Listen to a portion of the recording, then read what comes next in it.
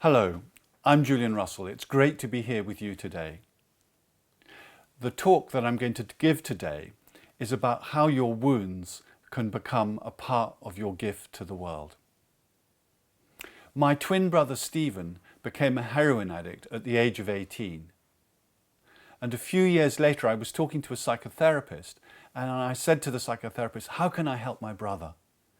And the psychotherapist said, "Julian, you're part of a toxic family system. You can't really see the wood from the trees.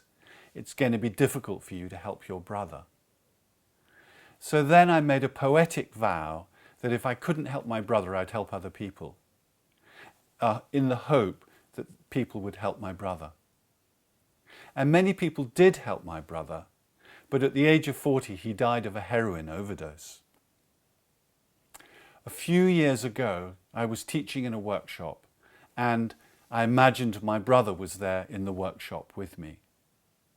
And I suddenly had the thought that I was fulfilling the poetic vow that I'd made all those years ago, that I was helping people in the world as a part of a gift to my brother, and that somehow my brother was getting the benefit of this, that I was giving this to the world on behalf of myself, but also on behalf of my brother. And then I had a feeling of joy that somehow my brother was still making a contribution to the world through the contribution I was making to the world. So this is an example from my own experience of turning a wound into a gift. And I'll give you some more examples later in the presentation. But first, I want to tell you a little bit about myself, and then I'm going to show you the model that will help people turn their wounds into gifts. So I'm Julian Russell. I've been involved in personal development since I was 16 years old, and I've been training other people since 1984. I ran a NLP, that's Neuro-Linguistic Programming, training organization in the 1980s, but became more interested in executive training, business training, and also executive coaching from the early 1990s. I'm an NLP psychotherapist and an executive coach, and have been coaching senior leaders around the world since the 90s. My passion is helping people fulfill their potential in life, but my life calling is helping people blossom, starting with myself. And my own journey of blossoming has been what I've taken to other people. So in addition to the executive work, I've also been running personal transformation workshops since the 90s. So now I'd like to take you into my presentation on how your wound is also your gift. And you can use this for yourself, but also it'll give you some hints about how to work with your clients. So the first thing is that you have inner resources and you want to develop and maximize those resources to fulfill your potential in life. And fulfilling your potential in life, there are three dimensions to that. Giving your gift to the world, meaning in life through love and relationships, and meaning in life through how you face unavoidable suffering. So that's your foot on the accelerator of your life. That's what fulfills your potential. But also you have your foot on the brake. You have disempowering beliefs, things that hold you back, inner obstacles to happiness and success. And so we need to learn to take our foot off the brake and put our foot a little bit on the accelerator. So inner obstacles are those psychological issues that stop you from expressing yourself fully, that stop you from really putting yourself out clearly into the world. And we need to transform those inner obstacles and to heal those psychological wounds and the beliefs that are associated with them. But let's first talk about the inner resources. Let's make sure that we're clear that the first place to go is to develop what's great about ourselves. So we have psychological resources from the past. For example, moments you were successful, moments you were happy, moments when you related well with people. And all of those memories build your self-confidence and build your ability to put yourself out into the world. Secondly, there are things that you do in your life now that you do really well, where you perform really well, where you're in the flow, where you're in high performance, which make you feel great and remind you of your talents and your skills and your abilities, but also neurologically have a really positive effect on yourself. And in generative coaching and generative change, you would call this coach state or generative states. And thirdly, another psychological or another set of psychological resources is your positive, empowering views of the future, such as your view of what you want to become in life, who you want to be in your healthy old age, what you're growing into, the potential that you're growing into. That also acts as a positive psychological resource. We also have our life calling. And life calling isn't a job description. It's something that is so important to you that you want to devote your life to it that you can put into a job description. So my life calling is helping people blossom, and I can do that as a therapist, as a coach, as a personal transformation trainer. I can do that as the godfather to my little friend Teddy. I can do that with my friends. I can do that with the man who sells the big issue on my street corner. There are many places in the world that I can help people blossom. And so that's life calling, which is another form of psychological resource. And then, of course, there's vision for your life. Who do you want to be in your healthy old age? What would having a great life look like? How will you know you've had a great life? The stronger that vision is, the more you'll live into that vision, the more you'll make that vision happen. There's also your strengths, your talents, your abilities.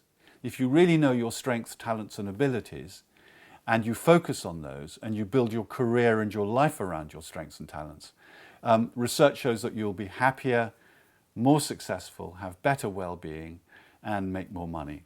So all of those psychological resources are really important to develop to fulfill your potential in life.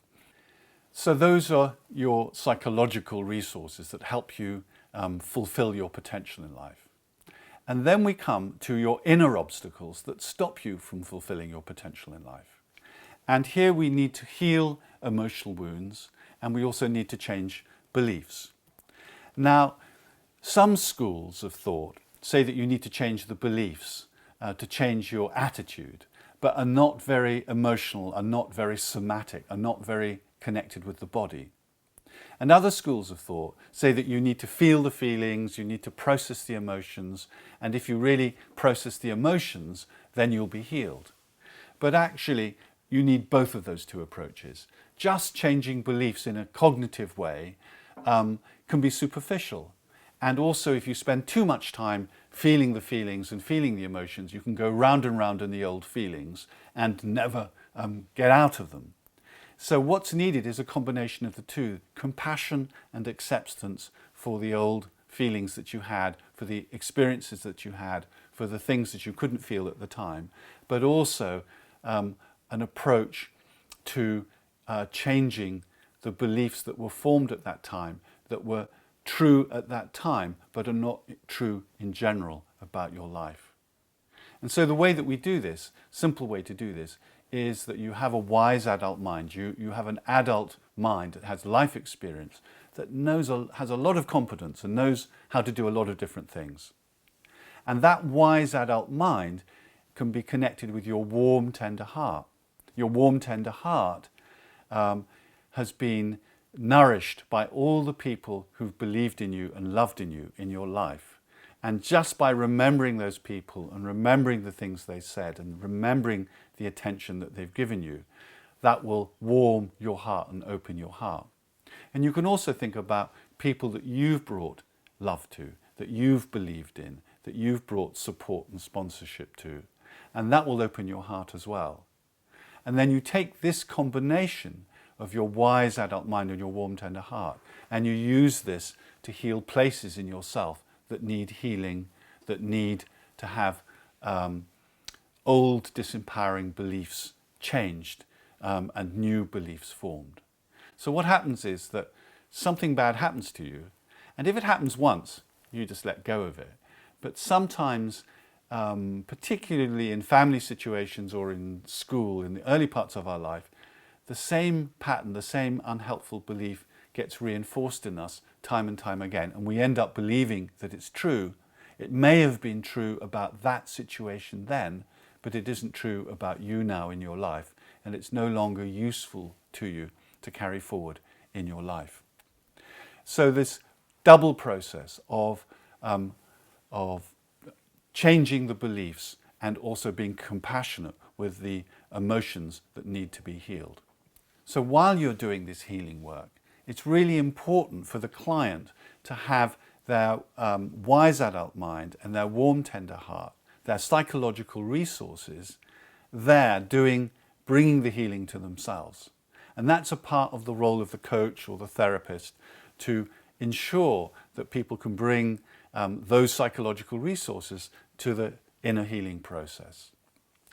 And sometimes people, as they experience the old emotions again, they need to release emotionally. Sometimes they cry, sometimes they shake with fear, sometimes people need to express anger.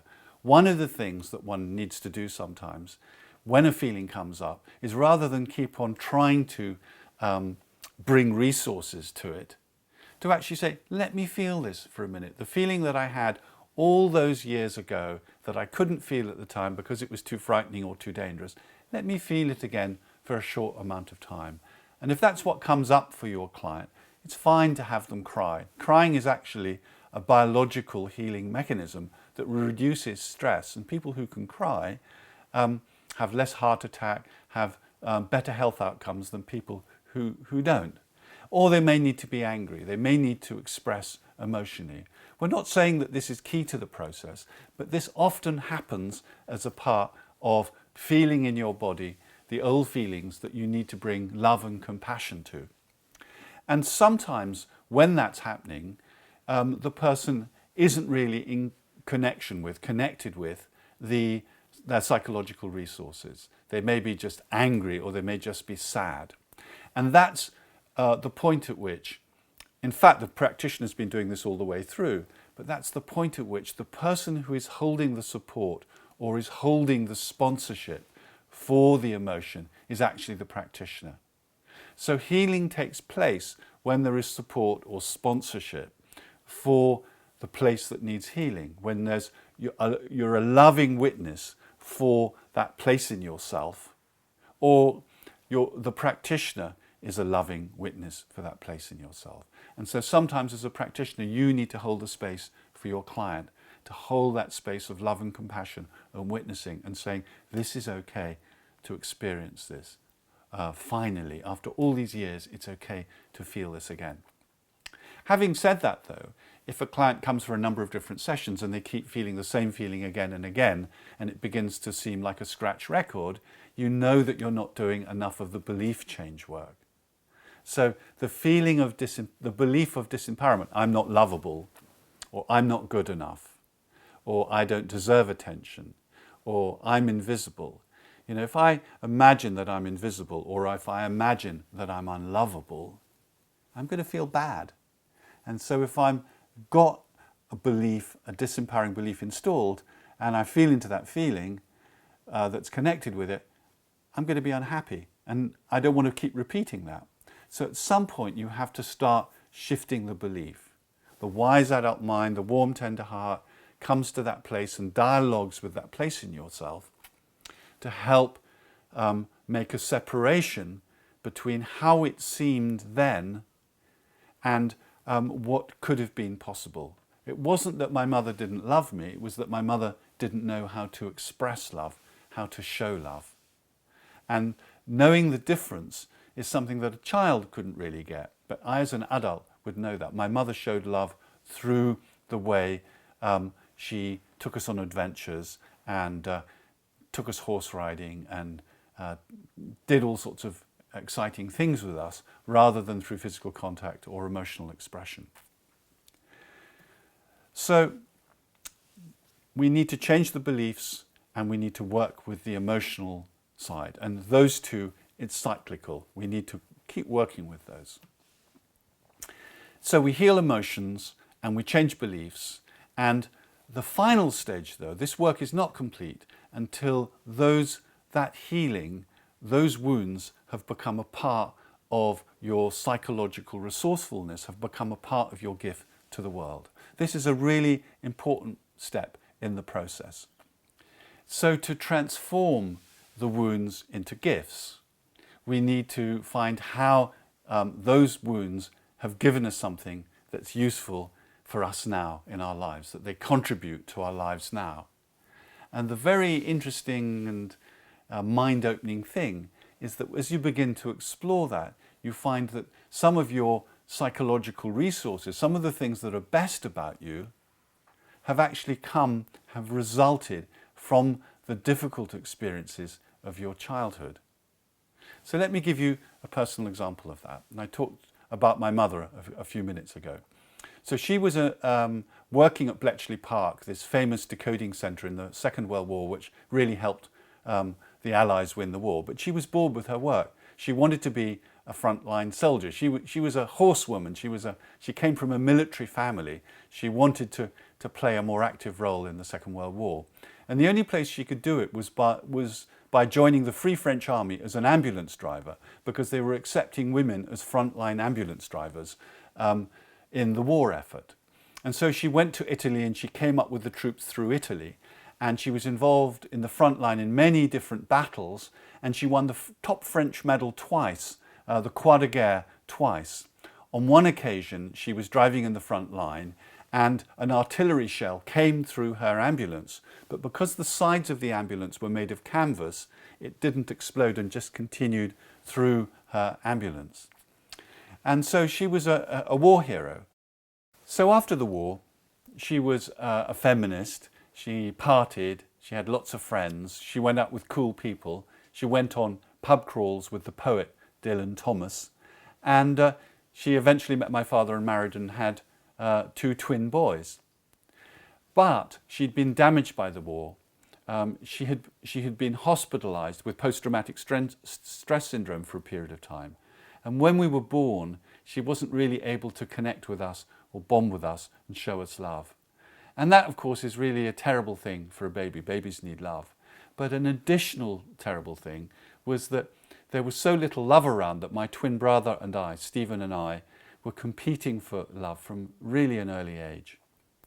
The first 2 years of our life, we had nannies looking after us. There was one nanny for a year and then another one the second year. And after that, we had au pair girls. Au pair girls would be people on gap years, girls mainly on gap years from other European countries wanting to learn English. And they were very nice women, but they only stayed a year. And as a baby, I had to learn how to connect with the next carer. For your survival as a baby, you need to be able to connect with your carer. And so one of the things I learned in my childhood was how to connect with people. And of course, that's one of the strengths that I use in coaching, training, and therapy today. So what I learned then is now useful in my life. And also, my mother was unable really to express feelings, but sometimes she was depressed and sometimes she was angry, but really not showing it. And I had to learn how to empathize, how to intuit what was going on with her so that I knew how to be in the space with her, whether to be close or whether to be distant. And so from having a mother like that, I learned to develop empathy at a really early age. And of course, that's another one of my key competencies. So I wouldn't be able to do the work that I do today with people if I hadn't learned to connect with people in that deep way and also to empathize with people. And also there's a third part which is sort of really important to me, which was that both my mother and my father never really had deep emotional conversations. There was never deep emotional connection that was overt in the household. And so today, I just love deep connection with people. I love deep connection with my friends. I love deep connection with my clients. One of the jokes that someone once said about me was, Julian's only happy when his clients cry. Well, it's not quite true, but I quite like it because I like that emotional connection that I didn't get all of those years. So can you see how all of those things that came from the difficulties of my childhood are now a part of my strengths? So if you did a strength survey with me, the Gallup strength test, for example, those would come out as top strengths. But what you wouldn't see if you did a superficial survey, or unless someone told you, was that they were the result of compensating for difficulties and wounds in my childhood. And this is the really powerful thing about this, that those wounds from your childhood have been a part of the process of giving you gifts. Mary Oliver said, "Someone I loved once gave me a box full of darkness. It took me years to understand that this too was a gift." So this process of healing emotional wounds and changing beliefs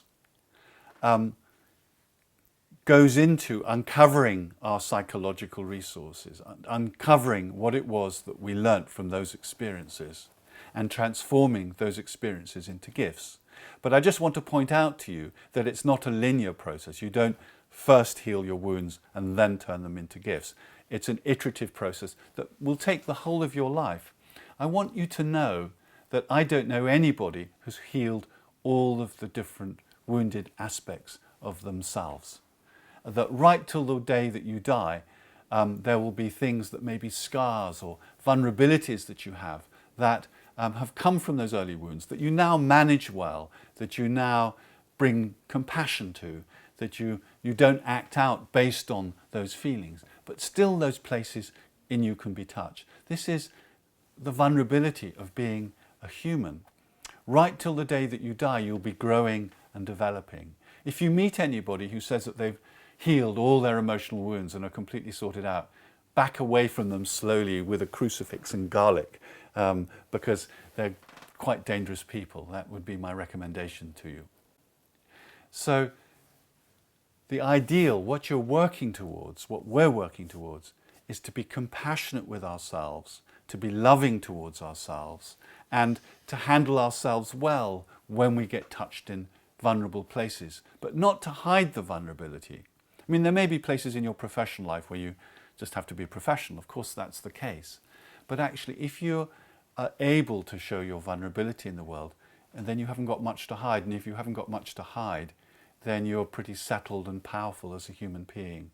The sort of power that authentic leadership provides is people who are settled in themselves, at peace with themselves, and don't have too much to hide. They can express themselves clearly into the world. So that's the main part of the model. I'll show you some more parts in a minute. You develop your inner resources to fulfill your potential in life. You heal the obstacles to success and happiness, and you transform those obstacles, or you find the gift in those obstacles, so that those places in you that were wounded have become a part of what you give to the world. The death of my brother has helped me give to the world. The way my mother was has helped me give my gift to the world. There are things that I've learnt about from my father that were difficult that are part of my gift to the world. All of that contributes to what it is that I'm doing in the world.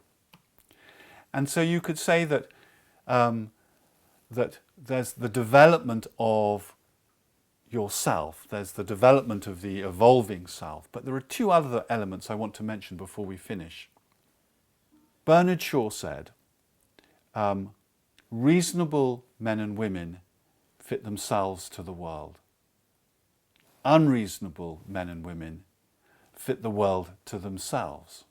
Therefore, all progress depends on unreasonable men and women. So that's the idea of agency, that you access your psychological resources, you access your personal power, and you shape your life the way that you want it to be.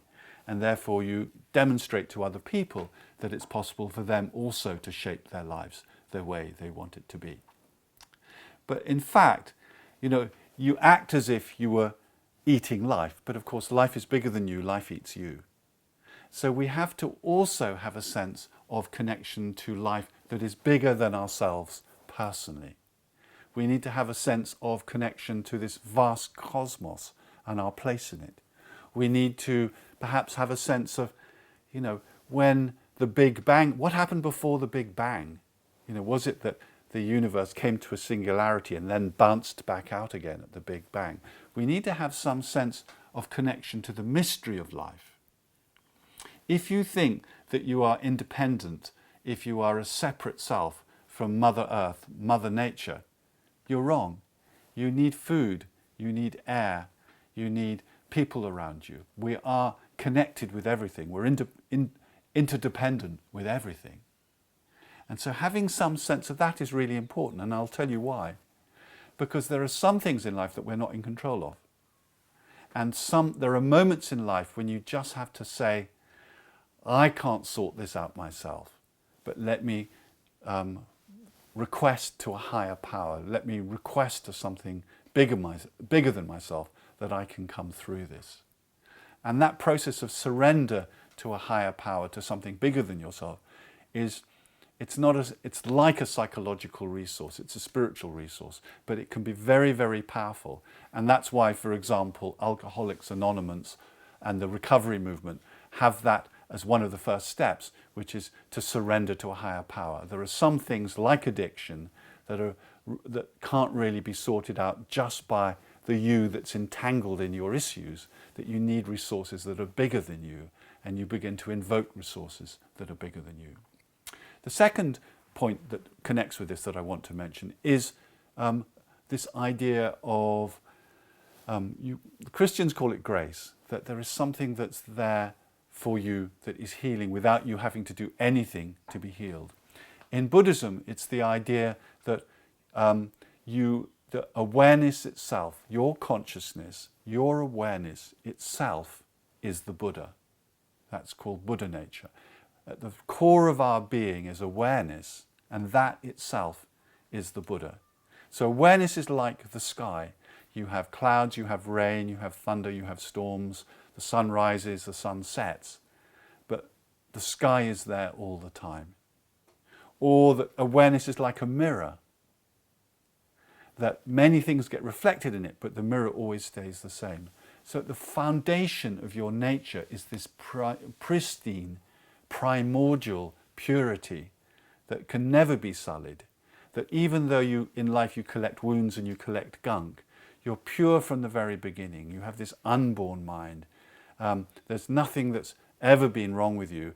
There's no one that's ever been better than you. We're all just risen out of the ocean of existence.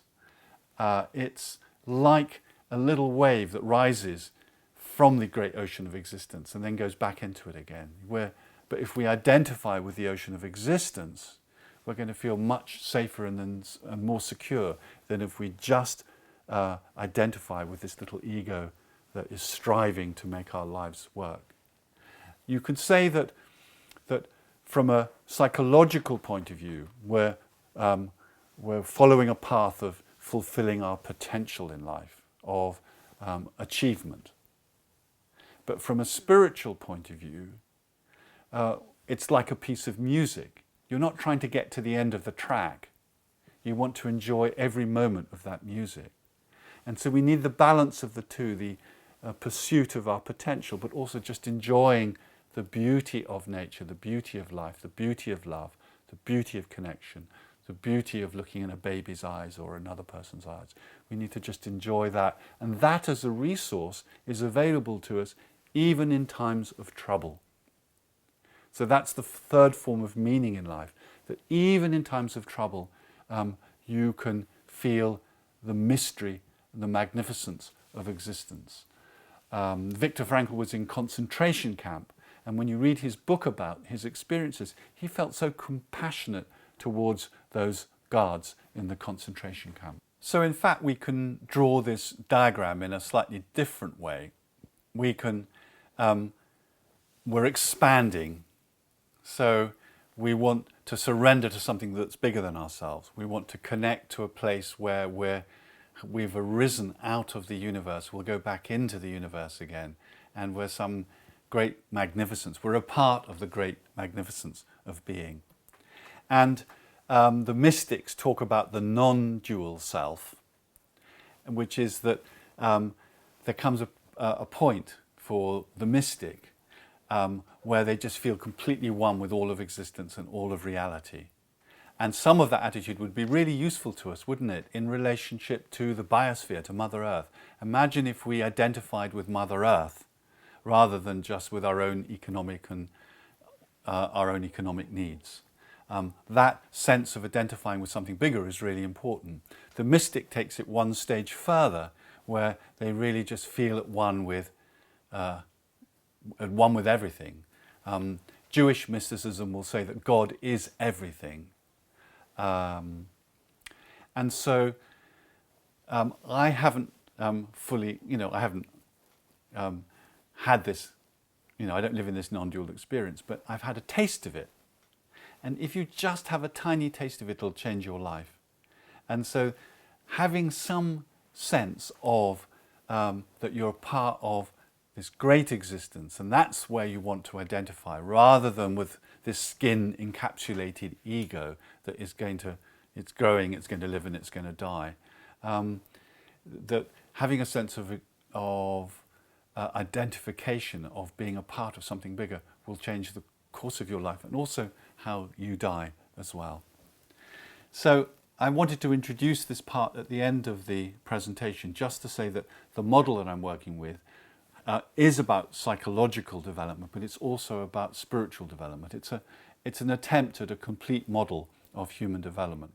We fulfill our potential with body, emotion, mind, and spirit. And these two parts of psychological and spiritual are really key to happiness, to success, to authenticity, to fulfilling your potential in life. It's been really great to talk to you today, and I hope to have further contact with you in the near future. So I hope you've enjoyed this presentation. If you want to get details of the 2-hour free mini workshops that I do online on a weekly basis, do sign up to the mailing list that you'll find on the website. I also run short workshops, 2-day and 4-day workshops on personal transformation, helping you change your life, and also the 20-day Life Talent Program, which is really about making a major step change in your life. All of those details are on the website. I hope to meet you in person or online sometime soon.